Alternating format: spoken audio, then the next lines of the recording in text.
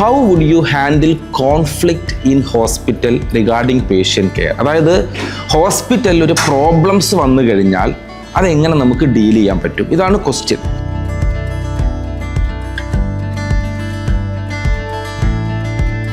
Hospital administration കോഴ്സൊക്കെ കഴിഞ്ഞ് നമ്മൾ ജോലിക്ക് പോകുമ്പോൾ സ്ഥിരമായിട്ട് ചോദിക്കുന്ന കുറച്ച് ക്വസ്റ്റ്യൻസ് ഉണ്ട്. അപ്പോൾ നമ്മളതൊന്ന് കറക്റ്റായിട്ടൊന്ന് പ്ലാൻ ചെയ്ത് വെക്കുക, പ്രിപ്പയർ ചെയ്തിട്ട് പോയി കഴിഞ്ഞാൽ നമുക്ക് ആ ഇൻ്റർവ്യൂ നന്നായിട്ട് പെർഫോം ചെയ്യാനും അവിടെ ജോലി കിട്ടാനുള്ള ചാൻസ് ഉണ്ട്. ഒരു ക്വസ്റ്റ്യൻ പറഞ്ഞു തരട്ടെ എന്താണെന്നുള്ളത്. How would you handle conflict in hospital regarding patient care? അതായത് ഹോസ്പിറ്റലിൽ ഒരു പ്രോബ്ലംസ് വന്നു കഴിഞ്ഞാൽ അതെങ്ങനെ നമുക്ക് ഡീൽ ചെയ്യാൻ പറ്റും? ഇതാണ് ക്വസ്റ്റ്യൻ. അപ്പോൾ നമ്മളവിടെ കൺഫ്യൂസ്ഡ് ആണ്. പേഷ്യൻറ്റും ഉണ്ട് നമ്മുടെ മുന്നിൽ, നമ്മളെ കൂടെ പ്രവർത്തിക്കുന്ന കൊളീഗ്സും ഉണ്ട്. നിങ്ങളൊന്ന് സങ്കല്പിച്ച് നോക്കുക. ഫോർ എക്സാമ്പിൾ, ഇപ്പോൾ ഒരു നഴ്സിംഗ് ഡിപ്പാർട്ട്മെൻറ്റും പേഷ്യൻറ്റും തമ്മിലാണ് പ്രയാസം അല്ലെങ്കിൽ പ്രശ്നം എന്ന് വിചാരിക്കുക. അപ്പോൾ നഴ്സും അതുപോലെ തന്നെ പേഷ്യൻറ്റും അവിടെ പ്രശ്നം ഉണ്ടായിക്കൊണ്ടിരിക്കുന്നുണ്ട്. അങ്ങനത്തെ ഒരു സിറ്റുവേഷൻ നിങ്ങൾ മനസ്സിൽ കാണണേ. ഈ സമയത്ത് നമ്മൾ എന്തവിടെ തീരുമാനം എടുക്കും എന്നുള്ളതാണ് ക്വസ്റ്റ്യൻ ചോദിക്കുന്നത്. ഈ ക്വസ്റ്റ്യൻ ചോദിക്കുന്നതിന് മെയിൻ കാര്യം എന്താണ്? ഒന്ന്, നമ്മുടെ പ്രോബ്ലം സോൾവിങ് സ്കില്ല്, നമ്മുടെ കോൺഫ്ലിക്റ്റ് റെസൊല്യൂഷൻ സ്കില്ല്, നമ്മുടെ ടീം കോർഡിനേഷൻ, അതുപോലെ തന്നെ പേഷ്യൻ്റ് അപ്രോച്ച്, നമ്മുടെ കമ്മ്യൂണിക്കേഷൻ സ്കിൽ, ഇതൊക്കെ മനസ്സിലാക്കാനാണ് ഈ ക്വസ്റ്റ്യൻസ് ചോദിക്കുന്നത്. അപ്പോൾ ആ ക്വസ്റ്റ്യൻ ചോദിക്കുമ്പോൾ ഓൾറെഡി നമ്മൾ ഇൻട്രൊഡക്ഷനൊക്കെ നമ്മൾ കഴിഞ്ഞു. ഇത് രണ്ടാമത്തെ മൂന്നാമത്തെ ക്വസ്റ്റ്യനൊക്കെ ആയിട്ടാണ് വരിക. അപ്പോൾ നമ്മൾ എന്ത് ചെയ്യുന്നു? വളരെ ചിരിച്ചുകൊണ്ട് കാമായിക്കൊണ്ട് വേണം നമ്മൾ അതിനെ ആൻസർ ചെയ്യാം. നമ്മൾ പറയേണ്ട ഒരു പോയിന്റ് ഇതാണ്. അങ്ങനത്തെ ഒരു സിറ്റുവേഷൻ വന്നു കഴിഞ്ഞാൽ ഞാൻ ഫസ്റ്റ് ചെയ്യുന്ന കാര്യം ഈ കാര്യമാവും സാർ എന്ന് പറയും. എന്താണെന്നറിയോ? പേഷ്യൻറ്റിന് അവിടെ പ്രോപ്പർ ടൈമിൽ ട്രീറ്റ്മെൻറ്റ് കിട്ടുന്നുണ്ടോ എന്ന് ഞാൻ എൻഷുർ ചെയ്യും. അതുപോലെ പേഷ്യൻ്റ് സേഫ് ആണോ എന്നും കൂടെ ഞാൻ എന്ത് ചെയ്യും? എൻഷുർ ചെയ്യും. ഇതാണ് എൻ്റെ ഫസ്റ്റ് അപ്രോച്ച്. അപ്പോൾ അതിൽ തന്നെ നമുക്ക് ഉറപ്പിക്കാൻ പറ്റും നമ്മളൊരു പേഷ്യൻ്റ് കെയർ ഫോക്കസ് ചെയ്യുന്നൊരു വ്യക്തിയാണോ നമുക്ക് എൻഷുർ ചെയ്യാൻ പറ്റും. അപ്പോൾ എന്താണ്? പേഷ്യൻ്റ് സേഫ് ആണോ, അവർക്ക് പ്രോപ്പർ ടൈമിൽ ട്രീറ്റ്മെൻറ്റ് കിട്ടുന്നുണ്ടോ?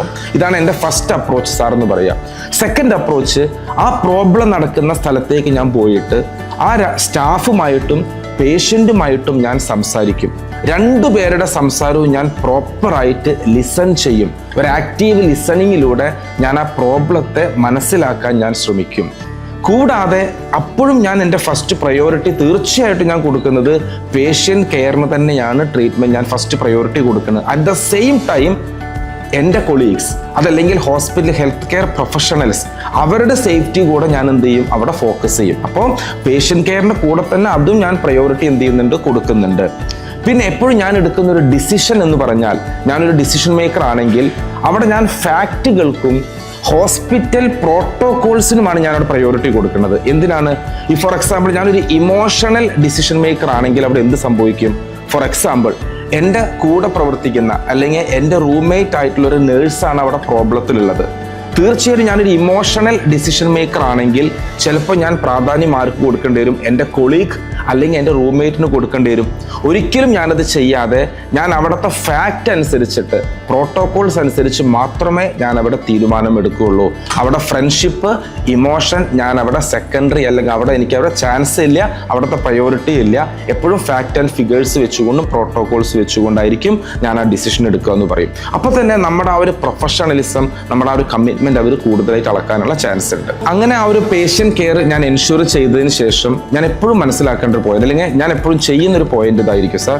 ആ പ്രോബ്ലം ഞാൻ സോൾവ് ചെയ്താലും ഇല്ലെങ്കിലും എൻ്റെ ഹയർ അതോറിറ്റിയെ ഞാൻ റിപ്പോർട്ട് ചെയ്തിരിക്കും. കാരണം ഇങ്ങനത്തെ ഒരു പ്രശ്നം ഉണ്ടായിരുന്നു സാർ, ആ സമയത്ത് ഞാൻ അത് ഇന്ന പ്രശ്നം കൊണ്ട് പരിഹരിച്ചു, പേഷ്യൻറ്റും ഹാപ്പിയാണ്, നമ്മുടെ സ്റ്റാഫും ഹാപ്പിയാണ്. ഞാൻ റിപ്പോർട്ട് ചെയ്തിരിക്കും, പോസിറ്റീവ് ആയാലും നെഗറ്റീവ് ആയാലും. ഇനി എനിക്ക് അറ്റ് ദ സെയിം ടൈം എനിക്ക് ആ പ്രോബ്ലം സോൾവ് ചെയ്യാൻ പറ്റിയില്ല, ആ സമയത്ത് തന്നെ ഞാൻ ഒരു സമയം അവിടെ ലാഗ് വരുത്താതെ ഞാൻ എന്ത് ചെയ്യും? അപ്പം തന്നെ എൻ്റെ ഹയർ അതോറിറ്റിയുമായിട്ടും എൻ്റെ ടീമുമായിട്ടും ഡിസ്കസ് ചെയ്തുകൊണ്ട് അവിടുത്തെ ആ പ്രോബ്ലം പരിഹരിക്കാനുള്ളൊരു തീരുമാനം ഞാൻ അവിടെ എടുക്കും. ഒരിക്കലും ഞാനത് ലാഗ് വരുത്തില്ല, ഡിലേ വരുത്തില്ല. ഒരു പേഷ്യൻ്റ് ഫസ്റ്റ് അപ്രോച്ച് എന്ന ലെവലിലായിരിക്കും എൻ്റെ ഒരു ഡിസിഷൻ പോവുക. ഇങ്ങനെയാണ് എൻ്റെ അറിവ് വെച്ചുകൊണ്ട് ഞാൻ ആ കോൺഫ്ലിക്റ്റിനെ സോൾവ് ചെയ്യുക. എന്നവിടെ ആൻസർ കൊടുക്കുമ്പോൾ തീർച്ചയായിട്ടും HR ഇംപ്രസ്ഡ് ആവാനുള്ള ചാൻസ് ഉണ്ടോ ഇല്ലേ?